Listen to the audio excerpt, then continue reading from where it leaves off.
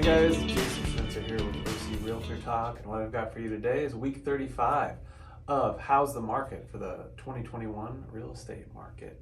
As always, we try to summarize what's happened in the last week, what's gone on here in Orange County in just a couple of minutes just to bring you guys up to speed. Let's start off with inventory. As you can see, we're down again week over week with our active inventory. 459 new ones, and again, this number keeps going up. That's the pending sales, those that have gone into escrow in the last 7 days. So probably one of the most frequent questions I get asked is, hey Jason, what's the market going to be like in 6 months, 12 months, 2 years? And again, my crystal ball still in the shop. When it comes out, be sure you guys will be the first to know. But the number one way to really have a feel for what's going on in the market and what's coming next is to keep track of inventory and those trends as they're happening in real time. Because for the most part, everything that you see in the newspaper or online, all that's based off of 30 to 90 day old data. They take closed sales and make assumptions on what's going to happen on the market, a lot of times compared to what's going on year over year.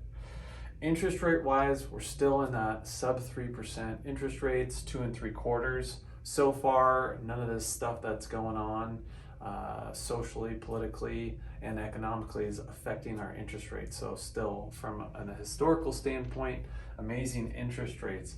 One thing I'll note that's coming up now for the Fannie Mae product, for those that don't know, Fannie Mae, Freddie Mac, FHA, VA, those are all products that you can look into when you're getting a loan. So for the Fannie Mae product, again, September 18th, tentatively on the agenda. What's happening is when a buyer goes to buy, they are changing how they determine what the middle FICO score is. So typically, if it's more than one person buying together, what they do is they take your FICO scores, and usually that's 3 separate numbers. They use the middle FICO score. And when you're buying with somebody else, they always use the lesser scoring of the 2 FICO scores. So let's say, for example, you've got somebody with an 800 middle FICO and somebody with a 675 middle FICO. Unfortunately, they base your interest rate tier off of the lower interest rate. That's 675. What's happening September 18th for the Fannie Mae product is they're going to be blending those numbers. So in other words, we'll take 800 plus 675 and divide it by 2, and you get a nice average score right in the 700s or mid-low 700s.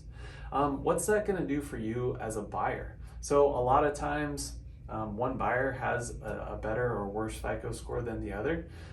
That's sometimes going to allow people into a better interest rate echelon, if you will. So they're going to get a better interest rate when they buy, or you, for a lot of times, have a minimum FICO score requirement to get certain loan products. So it's going to open up the potential for that buyer that maybe has had some credit repair. If their partner or the person they're buying with has really good credit, it could bring them up into the ability to purchase a home a lot quicker than they would expect. Now again, this is just for Fannie Mae product, not quite for FHA, VA, or Freddie.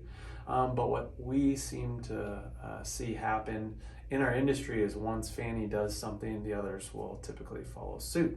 So if that is of interest of you and you haven't been able to buy because of maybe a certain happenstance in your past, give us a call, shoot us a message, or look for a consultation online. We're happy to help you guys out with that.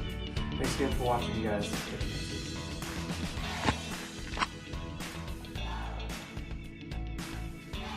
Hey guys, thanks again for watching this week's episode of O.C Realtor Talk. If you gained any value from this video, we'd really appreciate it if you liked, subscribed, and followed us on all our social media platforms. You know, Jason, I believe is really, really important for you, whether you're buying a house or selling a house, is understanding the process and knowing exactly what you're getting into. So if you ever have any questions, just follow the links below.